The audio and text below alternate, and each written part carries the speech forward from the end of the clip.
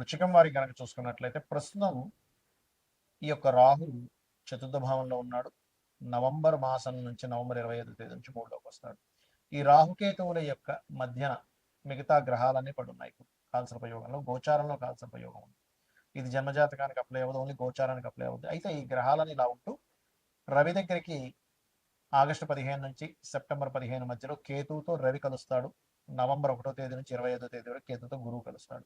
మరి ప్రస్తుతం ఉండేటువంటి కాలసర్ప యోగంలో ఉండే గ్రహాలు, ఈ గ్రహాల యొక్క కలయిక మూలంగా మీకు కలిగేటువంటి లాభాలు ఏమిటి, ఎటువంటి విషయాల పట్ల మీరు జాగ్రత్తగా ఉండాలి అని అనుకునేటువంటి విషయాల్లో ఈ యొక్క అంశాలు చెప్తుంది నేనైనప్పటికీ చెప్పిస్తుంది సాక్షాత్ లలిత అమ్మవారిగా భావిస్తూ ఆ లలితాంబిక అమ్మవారి యొక్క అనుగ్రహం మీకు పరిపూర్ణంగా కలగాలని మనస్ఫూర్తిగా కోరుకుంటూ, ఇక్కడ ఎప్పుడైతే ఈ చతుర్థ భావంలో రాహు ఉన్నాడో విదేశాలకు అక్కడ ఏదైనా చదవడానికి, స్థిరపడడానికి, గ్రీన్ కార్డ్ హోల్డర్స్ అవ్వడానికి, పర్మనెంట్ రెసిడెన్సీ కోసం చేసే ప్రయత్నాలకి మీకు ఈ యొక్క యోగం ఫలిస్తుంది. కాకపోతే దశమకేతువు ఎప్పుడూ ఉద్యోగంలో ఏదో ఒక స్ట్రెస్ని ఇస్తూ ఉంటాడు. అయితే ఈ కాలసర్ప యోగంలో ఉండేటువంటి గ్రహాలు ఎప్పుడైతే గ్రహాలన్నీ సప్తమం వైపు వెళ్ళిపోయాయో, మనకి దాదాపు 4వ భావం నుంచి 10వ భావం మధ్యలోనే గ్రహాలన్నీ ఉన్నందుకు ఇది కొంచెం మీ జీవిత భాగస్వామికి అనుకూలతనిస్తుంది, ఇవ్వదని కాదు.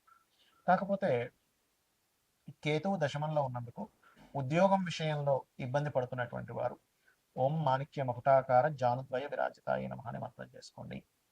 అలాగే రవి ఎప్పుడైతే వచ్చి చేరుతున్నాడో కొంచెం ఈ ఆగస్టు 15 నుంచి సెప్టెంబర్ 15 మధ్యలో కొద్దిగా ఉద్యోగంలో ఉండేటువంటి సుపీరియర్స్తో కొంత ఇబ్బంది రావడము, మరియు మీకు విచిత్రంగా ఒక్కోసారి చూడండి, మనకి అయ్యో ఉద్యోగం పోద్దనుకుంటే ఎక్కువ ప్రమోషన్ వచ్చిందనో, లేకపోతే ఉద్యోగం ఇంకేమైనా తిరుగులేదనుకుంటే మార్పు రావడం జరుగుతూ ఉంటుంది. ఆ రకంగా ఇబ్బంది పడుతున్నటువంటి మీకు ఒక రకంగా అదే ఉద్యోగంలో కొంత ప్రమోషన్స్ ఇవ్వడానికి రవి దశమంలో ఉన్నప్పుడు యోగిస్తాడు అక్కడ. కాబట్టి ఆ సమయంలో ప్రత్యేకంగా మీరు ఆగస్టు 15 నుంచి సెప్టెంబర్ 15 మధ్యలో కాస్త ట్రై చేయండి. మరియు ఇదే కేతువు దగ్గరికి గురువు నవంబర్ 1వ తేదీ ఎంటర్ అయ్యి 25వ తేదీ వరకు ఆ 2 గ్రహాలు కలిసి ఉంటాయి. కాబట్టి కాస్త ఇక్కడ ఈ గ్రహాల కలయిక కూడా ఉద్యోగ విషయంలో అనుకూలతనిస్తాయి. కాకపోతే నవంబర్ 25వ తేదీ తర్వాత కేతువు భాగ్యభావంలోకి మారుతున్నాడు. కాబట్టి ప్రయాణంలో లాంగ్ జర్నీ చేసేటప్పుడు కొద్దిగా జాగ్రత్తగా ఉండాలి.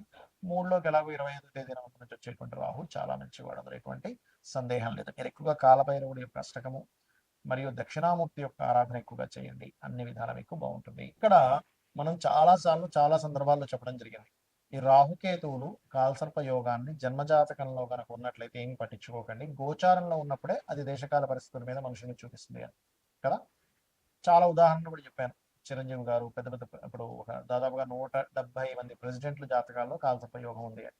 ఇది జన్మజాతకంలో ఉంటే మనందరం ఏంటంటే కాలసర్ప యోగం ఉంది, జీవితం ఏమైపోతుందేమో అనుకుంటూ ఉంటాం. మెగాస్టార్ చిరంజీవి కూడా ఉందని చాలాసార్లు చెప్పాను. కాబట్టి ఇది ఎందుకు గుర్తు చేస్తున్నా అంటే నేను మీకు, గోచారంలో కాలసర్ప యోగం రావడం వేరు, జన్మజాతకానికి రావడం వేరు. గోచారంలో వచ్చినప్పుడు జన్మజాతకం మీద కొంత పర్సెంట్ పడుతుంది, ఒక 10 to 15%. దేశకాల పరిస్థితుల మీద 85% పడుతుంది దాని ఎఫెక్ట్ అనేది. అందుకే మనం ఇప్పుడు చూస్తున్నాం యుద్ధాలు అనుకోండి, ఇవన్నీ కూడా. అయితే ఇక్కడ ఎప్పుడైతే ఈ గ్రహాలన్నీ కూడా ఈ కాలసర్ప యోగంలోకి వస్తున్నాయో దీని గురించి మీరు ఏం భయపడకండి. ఇది ఓన్లీ 10 to 15% నేను చెప్పిన రెమెడీ చేసుకుంటే సరిపోతుంది, ఏది పర్సనల్ చార్ట్ విషయంలో. కానీ దేశకాల పరిస్థితుల్లో దీని యొక్క ప్రభావం ఉంటుంది. మరియు ఇది కాకుండా సర్పదోషం అంటారు, అది వేరు. కాలసర్పదోషం లాగా గ్రహాలన్నీ, అసలు కాలసర్పదోషం అంటే ఏంటి, రాహు కేతు 180 degreesలో ఒకదాని కూడా ఆపోజిట్లో ఉండగా గ్రహాలన్నీ చంద్రుడితో సైతం అన్ని గ్రహాలు ఒకవైపు వచ్చేసేయాలి, వన్ సైడ్ మొత్తం ఖాళీగా ఉండాలి. అలా లేకుండా కూడా కొంతమంది ఒక గ్రహం 2 గ్రహాలు బయట మీకు కాలసర్ప యోగం ఉంది, దోషం ఉందని భయపెడుతూ ఉంటారు. అటువంటివి పట్టించుకోకండి దయచేసి. ఒకవేళ మీకు అంతగా కాలసర్ప యోగం ఉందని భయం వేస్తూ ఉన్నట్లయితే చక్కగా మీరు కాళహస్తికి వెళ్ళి స్వామివారిని దర్శనం చేసుకుని అక్కడ రాహుకేతు పూజ చేసుకోండి. లేదా మీ ఇంటికి దగ్గరలో రావి చెట్టు కింద సర్పాలు ప్రతిష్ఠ చేసిన ఉన్నట్లయితే వాటి మీద పసుపు కుంకుమ గంధం కలిపిన వాటర్ వేయండి, సరిపోతుంది. అయితే ఈ నార్మల్ సర్పదోషాలు ఏమిటి చూసుకున్నట్లయితే, శనికేతువులు సర్పదోషం కలిసి ఉంటాయి. దీనికి ఏం చేయాలి పరిహారం కూడా చెప్తాను. కుజరాహువులు, శుక్రకేతువులు, రవిరాహులు, శని రవి, కుజాబుధ, అదేవిధంగా బుధుడు కేతు, అది స్వల్పమే పెద్దగా. ఈ రకంగా కొన్ని కాంబినేషన్స్ ఉంటాయి. చంద్రుడు రాహు, అదేవిధంగా శని రాహు, స్తపత యోగం కూడా అంటూ, స్తపత దోషం కూడా అంటూ ఉంటారు, యోగము దోషం రెండు అంటూ ఉంటారు. ఈ రకంగా ఇది కూడా ఇస్తుంది. ఇది సర్పదోష సంబంధించిన కాంబినేషన్స్. దీనికి ఏం చేయాలి అంటే, మీకు దగ్గరలో ఇప్పుడు ఆలయాల్లో చూడండి రావి చెట్టు ఉంటుంది, రావి చెట్టు కిందని సర్ప ప్రతిష్ఠ చేసి ఉంటాయి. అక్కడికి వెళ్ళి వాటి మీద పసుపు కుంకుమ గంధం కలిపిన నీటిని అభిషేకంగా వేసి ఒక 11 ప్రదక్షిణాలు కానీ 21 కానీ 41 కానీ చేసి ఆలయంలో ఒక 5 నిమిషాలు కూర్చోండి. మీకు ఆ దోషం ఏదైతే ఉందో తొలగిపోతుంది. అందరూ చేయవలసింది ఎందుకంటే కాలసర్ప యోగంలో గ్రహాలన్నీ ఉన్నాయి కాబట్టి. ఇక మరొక విషయం ఏంటంటే ఎప్పుడైనా సరే ఈ కాంబినేషన్స్ ఉన్నప్పుడు మనం ఏదో అయిపోతుందని కాదు, ఆ యొక్క విషయంలో ఎటువంటి విషయం అంటే ఎటువంటి జాగ్రత్తలు తీసుకుంటే మంచిది అని. ఉదాహరణకి శనికేతువులు ఉన్నారు, మీరు వ్యాపారంలో మీ కాన్సన్ట్రేషన్ ఎక్కువ చేయాలి ఉద్యోగం కంటే కూడా. ఉద్యోగంలో ఎక్కువ కాన్సన్ట్రేషన్ చేస్తే అంత పెద్దగా కలిసి రాదు, ఉద్యోగం కూడా చేయబుద్ధి అవ్వదు ఈ కాంబినేషన్ ఉన్నప్పుడు. కుజరాహులు ఉన్నారనుకోండి మీ జాతకంలో, వాహనం మీద వెళ్ళినప్పుడు ఎక్కువ స్పీడ్గా వెళ్ళకూడదు, అంటే సర్పదోషం ఆ రూపంలో అటాక్ చేస్తూ ఉంటుంది. చంద్రరాహులు ఉన్నారు, నీటి ప్రదేశాలు వెళ్ళినప్పుడు జాగ్రత్తగా ఉండాలి. అతి మంచితనంతో నమ్మి ఎవరికైనా మనీ ఇవ్వడం ద్వారా, అది ముఖ్యంగా ధనస్థానంలో ఉంటే ధనం మోసపోవడం జరుగుతూ ఉంటుంది. అలా కాకుండా కుజబుద్ధులు ఉన్నారు, మనకు ఒక్కొక్కసారి అవతల వాళ్ళతో మనకి ఎటువంటి పని ఉంది, రిలేషన్ ఉంది, ఏమి తెలుసుకోకుండా ఆర్గ్యూ చేస్తూ ఉంటాం. ఆర్గ్యుమెంట్ జోలికి వెళ్లకుండా ఉండగలిగితే మీకు ఈ సర్పదోషం అనేటువంటిది ఇబ్బందిని ఇవ్వదు, గుర్తుపెట్టుకోండి. అలాగే శుక్రకేతువులు, అమ్మవారి ఆరాధన చేస్తే ఈ దోషం పోతుంది, సర్ప ఆరాధన చేస్తే పోతుంది, లేదా సర్ప ప్రతిష్ఠ చేసినా సరే పోతుంది. వీటన్నిటికీ కూడా సర్ప ప్రతిష్ఠ చేయాల్సిందే. అయితే ఇక్కడ రాహుతోని కేతుతోని కాంబినేషన్ కనుక ఉన్నట్లయితే మరింత ఎక్కువగా ఉంటుంది ప్రబలంగా. అదేవిధంగా రాహు మేషరాశిలోని లేదా సింహరాశి వృశ్చిక రాశిలో ఉన్న సర్పదోషంగా చెప్తూ ఉంటారు. సింహరాశిలో ఉంటే పితృదోషంగా చెప్తూ ఉంటారు. రాహు కానీ శని కానీ కలిసి ఉంటే ఎక్కువ పితృదోషంగా చెప్తూ ఉంటారు.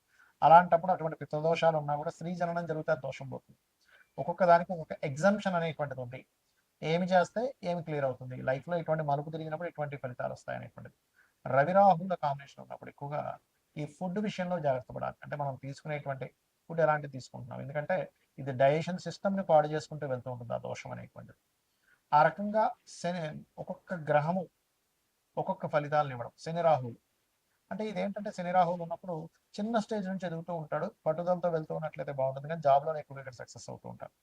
ఈ రకంగా సర్పదోషం అంటే మీది ఏదైనా ఒక గ్రహం కేతువు కలిసి ఉన్నప్పుడు ఆ పర్టికులర్ మహాదశల్లో, ఆ అంతర్దశల్లో ఎక్కువగా సర్ప సంబంధించినవి చేసుకోవాలి. ఇందులో ఏమండి నాకు అంత స్తోమత లేదు, సర్పప్రతిష్ఠ చేయలేను, మాకు దగ్గరలో ఆలయాలు కూడా లేవు అన్నప్పుడు గరుడ పురాణం గనక చదివినా విన్నా మంచి ఫలితాలు ఉంటాయి. ఇప్పుడు మీకు చదవలేరు, యూట్యూబ్లోకి వెళ్ళి సామవేదం గారితో ఇంకెవరితో మంచి మంచి ప్రవచకులు ఉన్నారు, వారిది కనుక మీరు తీసుకుని గరుడ పురాణం విన్నా కూడా ఈ సర్పదోషం అనేటువంటి తొలగిపోతుంది, గుర్తుపెట్టుకోండి.